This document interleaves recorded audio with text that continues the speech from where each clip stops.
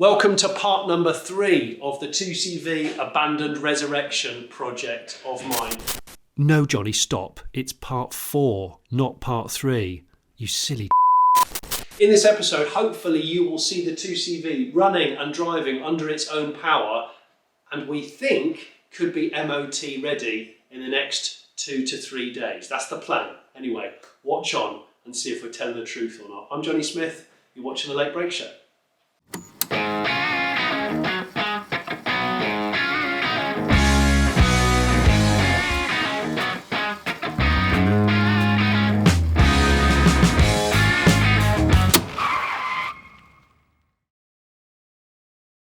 It goes without saying, if you haven't seen the other episodes of this 2CV abandonment resurrection project, you ought to watch those first. It explains what this car is, why it was sat where it was sat, unloved, and why I'm so attracted to it, and what the plan has been. But basically, there's a lot of modern internals to this car and underpinnings, but we're always trying to keep that patinated body shell. That was the whole idea, trying to preserve this amazing kind of weathering that the car has achieved over the years of sitting doing nothing here at the 2CV shop. You've seen that bit in the Avengers film where they all like meet, they all assemble. That's Darren from the 2CV shop, the main man. He loves it. He's not bored of 2CVs yet. Not yet. That's Joe. That's Jacob. They've got the trolley of plenty. Many bits. Many fastenings on the trolley.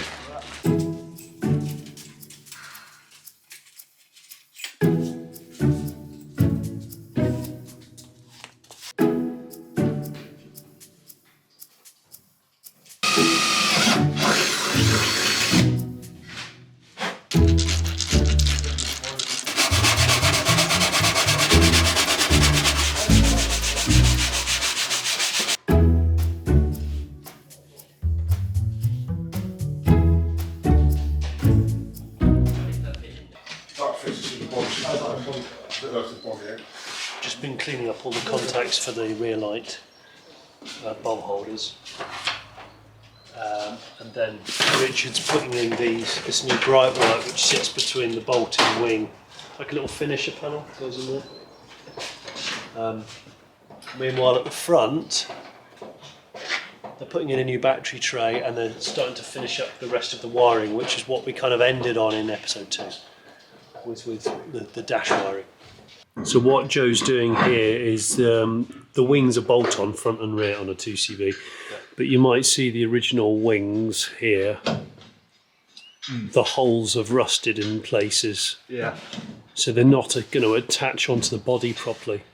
So Joe's been fashioning. Making up some washers. He's been reshaping some oval washers. There's one up there. Look. Yeah, so they'll sit over there.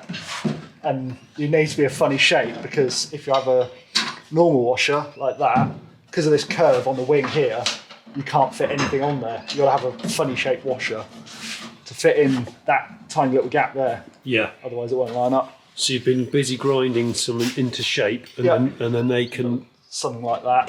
And then that will sit in there, and then stop the get wing around from... the rust and not catch on any of this. Yeah. It's that contrast you see between weathered old bodywork and selective new bright work here and there. And that's why we're going for new painted wheels. See, these are not the original 60s wheels. They look extremely similar, but not the same. We decided to, because they still make these in France, going for a new set of wheels, new set of tyres, obviously. And then I'll probably put the patinated hubcaps on at a later date. I haven't fully decided yet what to do.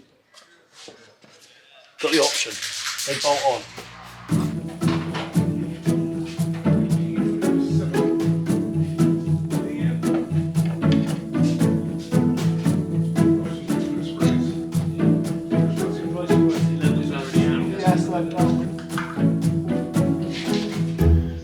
So this is the starter motor. It's the most accessible starter motor of any car. Oh yeah, it's the easiest starter motor in the world. It's great. But as you probably remember from the first part, modern engine, but it's got the earlier style starter which you just pull like a choke cable on, which pulls that back and engages the starter. They're actually quite hard to get hold of now, but I need to say a big thank you to my brother Greg for refurbishing that. New brushes, he had to machine up a couple of new parts, so hopefully that is good to go for another decade or so. There's that bright finisher panel there, not panel, not beading. Contrasts nicely with it. And then Richard's putting on. So it's a rubber strip that goes down and just pinches underneath the wing bolts. Lovely. There we go. I can't wait to put the red interior in it. Ooh. So I think that's going to look gorgeous. Gorgeous. Right, so this dribbling mess under here is we've intentionally overfilled the gearbox with oil, and we're going to just flush it out. So the oil that we've just spent the last sort of half an hour putting in, Darren's going to release it because we just want to make sure there's no foreign bodies or any moisture in the gearbox. Car's sat for a long time. We did drain it out before, but we've topped it up again, and then we're going to top it up for a third time. Notice the latex gloves I'm wearing. Yeah, it's nice to see. The skin colour. Skin colour gloves. Yeah, we've all got those. That's better. That's better. Yeah. The first load that came out, there was a little bit of water in it from where we think we were pressure washing the engine bay in episode 1.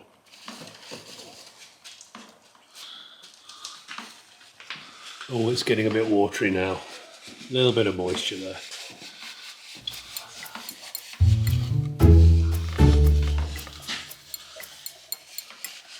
And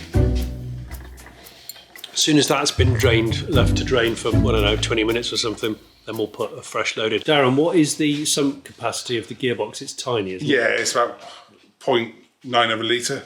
So not even a litre? No. So when you're low on gearbox oil, you really don't have much oil in. We've just stopped for lunch. Quite a lot of jobs already ticked off, but those are the remaining parts of the 2CV that need to be fitted before it will run, drive and have any hope of an MOT. It's not as bad as it looks, actually. Because the good thing is 2CVs don't actually have that many parts.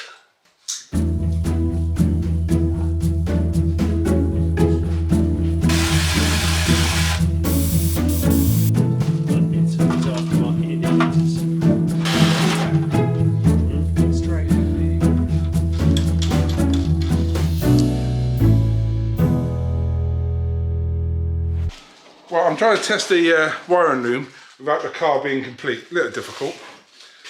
So what we've done, we have on your car, because it's a pull start, not a key start, one of these wires we don't need. Right. So when you turn the key, basically these two wires get joined together. Yeah. I have joined the two wires together under the bonnet, what is the brake warning reservoir. So when your brake fluid's low, to test the system. Yeah. So obviously I joined the wires together, so that means it's made a circuit, your brake fluid's low, the light's on. Yeah. If I take the circuit off, it goes off. But on the dash, you've got this button. All it does is test the bulb to make sure the bulb's working, because this shouldn't really come on. Yes. You should never see it. So all that does is test it. So we know that is correct. Good, yeah. And now I got to try to find the motor, so the wiper motor, see if we can turn that. Your brother done a great job with the starter motor because it actually engages. So nice. Yeah. Right, boys. End of day 1 on weekend number 3. We've got the to-do list. Let's just let's tick off what we've done today. So I know I've done fuel filling neck. That's all done. Good. Done the fitment yet. Because you're leaning on it. Yeah. No. Am I making you feel good? Remove your light. No, I haven't done that either. I haven't done No, I haven't done that. No. Listen, this looks like we Oil haven't. leak. Yeah. Yes. Fit wash it, yeah. Fit rear lights was sort of 50%. 50%. Real lights. Just do a little Oh, that one there. half a tick. Fit new lights. Yeah, that's it. Fit. Yeah, slightly. Yes. Track rod engine Yes. Yeah, you've done that. Kingpins, no. Yeah, that's what I Yes. Wheels and tyres. Yes, Yeah. two there. Look at that. I thought I said tit. Pit Does that start. say tit starter? I thought I said tit. What's a tit starter? Why not say Fit front Pit start. indicators. Another one there. Yeah, that's just done. You've just done that. Yeah. Nice. Headlights. Headlights. Headlights. Headlight. The wiring's done. Yeah, so the units on it. Yeah. Cross out the head. Yeah. Right, so we're getting there. But we were just saying off camera, like some of the really big jobs, like putting the whole roof mechanism on, which comes as a sort of modular piece, and fitting the interior, of which there's not a lot on a 2CV. All those big transformational things are actually the easiest and quickest. Yeah. So am I right in thinking that tomorrow there'll be a chunk of, I don't know, an hour, hour and a half, maybe 2 hours, Yeah, where it will come together a lot. loads of big things will just The big suddenly job come on. tomorrow is the wiring, but we've done quite a bit of it the weekend before. Yeah. So I'm quite confident it should be driving and moving tomorrow. Nice. I'm not saying it'll be ready for MOT, but it'll be driving and moving. With seats in it, AC. Yeah, AC. and a seat. Be a bucket, probably. yeah. So yeah, headlights, the wiring's all in and ready. Gearbox flushed and filled with new fluid. Starter motor's on, wired. Carb is on and ready. Starter cable, battery box, track rod ends. Then the wheels and tyres are on. And the at the back, we're nearly there with the rear light clusters. That's going to be the thing we jump on tomorrow. New pair of repro ones. Wiring's nearly done on the dash. Third brake light's going to be replaced. Sound deadening. Exhaust. As I said before, if you haven't watched the other episodes of this abandoned 2CV resurrection, it would be wise to watch that. And you'll get the story on how this car came to be and how I came to save it. So there we go. Tomorrow's another day. Yeah, another day in the workshop. Bye bye, see you tomorrow then. Bye. Got a Citroen stamped on it. But let's just watch it like now. Stop. I'm looking at it here. Stop.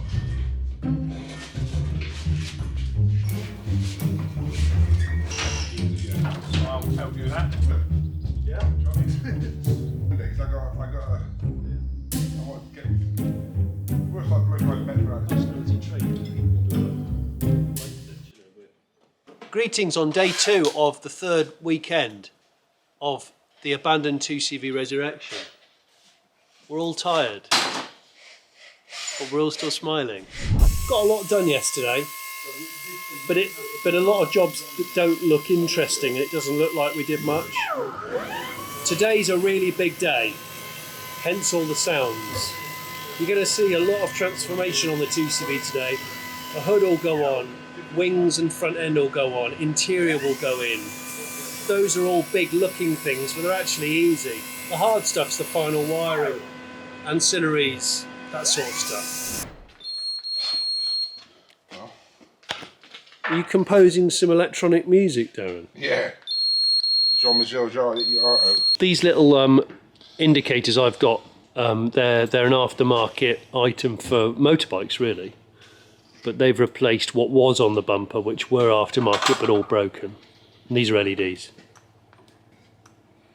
As the wiring debacle continues, a colourblind man doing wiring. and I'm colourblind and I fear the wiring. Joe over here. We don't need a fog light in this car. Joe over here's just finished talking up the lights, which are on. The bumper is quite corroded, but I think we can just about save it using a couple of washers and things. And I will coat it in anti-corrosion stuff. And if it gets worse, then I will find a suitably patinated bumper. This is all, we've used all new fasteners throughout. And then I've just connected up the new alternator shaft. That's why we flicked the car around today, because there's an awful lot going on at the front end. Like, besides more ancillaries going on, the rest of the bodywork's got to go on. Jacob's finished checking and repacking the track rods, track rod ends. All very good. They're good to go. Dressing of the contacts for the wiper motor, sir. Yeah, we can't get the wiper motor working at the minute, but the main problem is the earth was just sort of sitting in free space. So cleaning everything up, and hopefully it will sort it. Meanwhile, we have new fuel pump, which on an old car Shiny nice new fuel pump. is kind of essential. I've noticed the fuel pump's actually smiling. Have you noticed it? It's got a happy face. Look, it's got a really sad. Look, it's ever so happy. Look at that. Oh, happy fuel pump. The fuel line on 2CVs runs down inside the sort of C-section of the chassis. So this, Jacob's just cutting up some new flexi hose. It'll go in there. And then a new fuel pump will go, and that can tick off another ancillary off the list. We had issues with the wiper motor, and I couldn't understand why it wasn't working. Because we did have it working about 6 weeks ago last time it was down. So we took the wiper motor off. This is a very old-fashioned wiper motor, what's not available anymore. I love it. Yeah. That's why we wanted to try and reuse as many of these old components as we can. And what's actually, there's a spring, also 2 brushes, and there's a little tiny sort of plastic clip. And the clip broke, and when we took it off, holds that spring in place. yeah, it was open. That's why it wasn't working. So and that obviously that clip's no longer available. So we guys get the smallest cable tie possible, and cable tie it to that arm that side, because obviously we can't use metal because it'll short across. Yeah. And hopefully it should work. We could try testing it. So I'm just gonna hold them on. Put power to it and it should work. There you go. Oh. But of course if the spring breaks... Yeah. So we need to reconnect where that little plastic clip. It's hard to film it because it's so tiny. Yeah. We need to just put a little cable tie around, and the spring obviously keeps it under tension, keep the brushes under tension. Yeah. And then we can reuse the original wiper motor. Yeah. Good, because it's on display in a 2CV, isn't it? But you can see a part of it, yeah. Yeah. There's a cover goes over that. Right, this here is an electronic ignition unit which does away with points and condenser. It goes inside here, behind the fan. Jacob's going to put this on now because I hate points and condenser. I don't want to ever have to deal with them again. Don't blame you. So this little Club Cassis unit has everything all inside there. So that is, to me, on a classic car, that's an essential. Glug, glug, glug.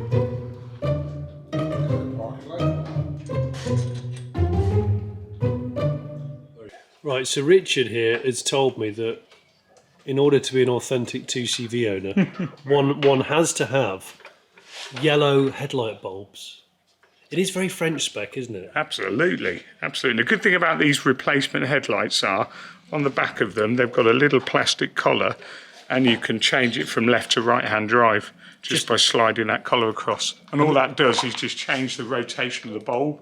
So you twist the bulb around about 5 degrees and it turns it over to left-hand drive. That's bloody genius. So, yeah, so when you go abroad, you can just convert the headlights without having the horrible stickers on them. That's so cool. Still got the weathered bowls on the rims, but new innards. Oh!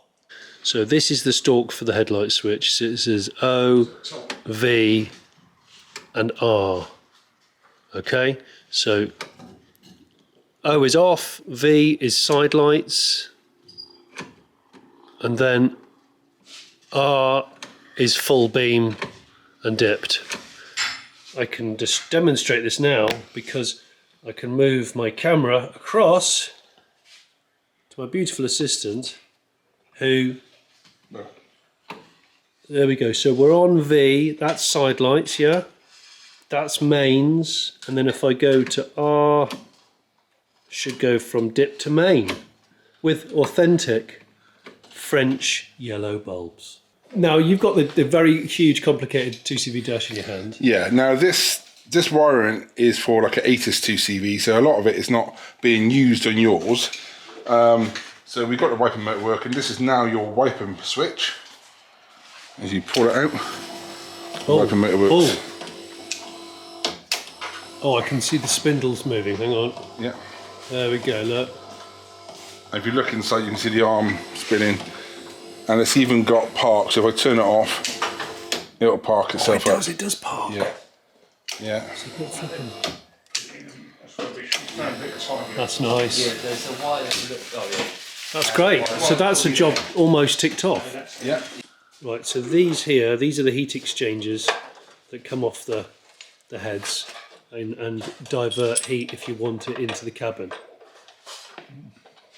And what Joe's doing right now, he's been cleaning up and putting new exhaust brackets on. My car came with this interesting kind of Racing crossbox. racing crossbox, which all the 2CV people are getting very excited about. Apparently it adds That's horsepower, right? it adds there. 150 horsepower. You're doing burnouts. Yeah, everyone loves the front wheel drive burnout. So Joe's been putting some sealant in there and doing these clamps up. Yeah. And then when they are done up, I think we might need to weld a couple of sections because these start to get a bit rattly inside. Yeah, and then you get loads of rust come through your heating system. Do you actually get rust they coming in? shower you whilst you're driving along. Yeah, I don't want that. No, you So don't. I think we'll probably cover that when we do the welding. We'll cover up all the necessary bits on the engine, of course. And Jacob's down there holding Holding it in place. holding it in place. You Kind of doing something important, but it doesn't look that way. I think you're good now.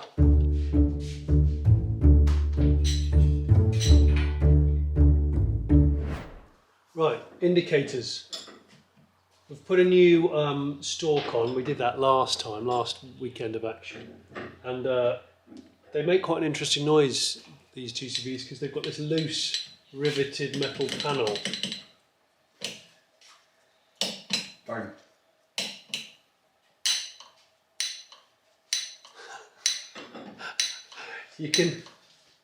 It actually knocks onto this loose piece of metal. It's so brilliantly simple.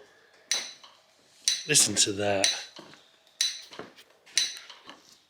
You can actually see it vibrating. Yeah, it's actually vibrating. Sounds great. Sounds a bit like a clock in a care home. Do you not think? Oh, there it is.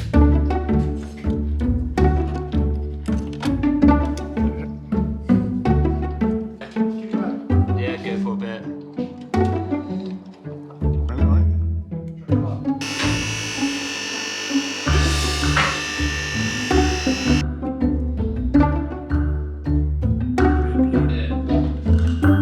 Like and subscribe.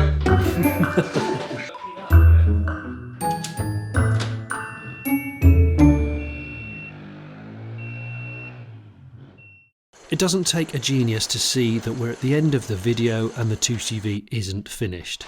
Frustratingly, things did take longer to reassemble, but you know, when the sun is out and you're in the workshop with your mates, the time is enjoyable time.